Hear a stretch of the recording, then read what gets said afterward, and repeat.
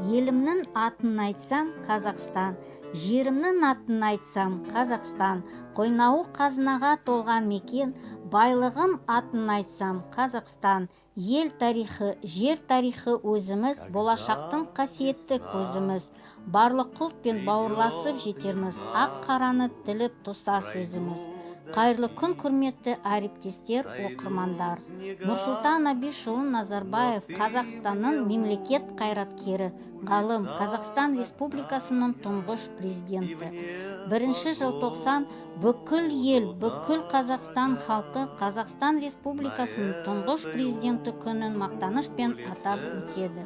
Победа ауылдық кітапханасы сіздерді шын жүректен тұңғыш Қазақстан Республикасының президент күнімен құттықтайды. Всем добрый день, уважаемые коллеги, читатели.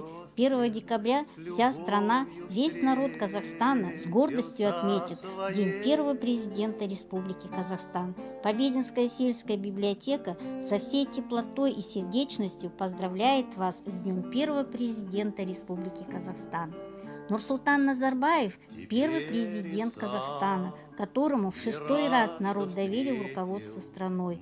Он считается рекордсменом во всем мире по длительности пребывания у власти и успешно правил Казахстаном почти 30 лет, до 19 марта 2019 года.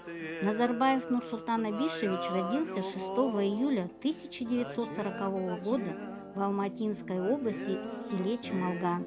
Его родители были обычными рабочими в сельскохозяйственной сфере, но высокоуважаемыми людьми в селе. Своих детей они воспитывали в любви и заботе, прививая им национальные традиции, почтение и уважение к взрослым. В 1960 году будущий глава республики с успехом окончил ПТУ и получил диплом металлурга. В тот период и началась трудовая биография Нурсултана. В 1972 году биография Назарбаева кардинально изменила свое направление, и молодой металлург неожиданно попал в мир политики. В апреле 1990 года в Казахской ССР Верховный Совет учреждает должность президента республики, а Назарбаев избирается первым главой Казахстана. Первый срок президентства Нурсултана Назарбаева стало началом новой эпохи независимого Казахстана.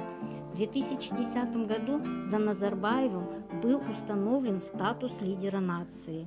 В Республике Казахстан Нурсултан Назарбаев стал первым и до настоящего момента единственным президентом, которого народ практически единогласно выбирал на каждом голосовании. 20 марта 2019 года Нурсултан Назарбаев сложил полномочия президента Казахстана.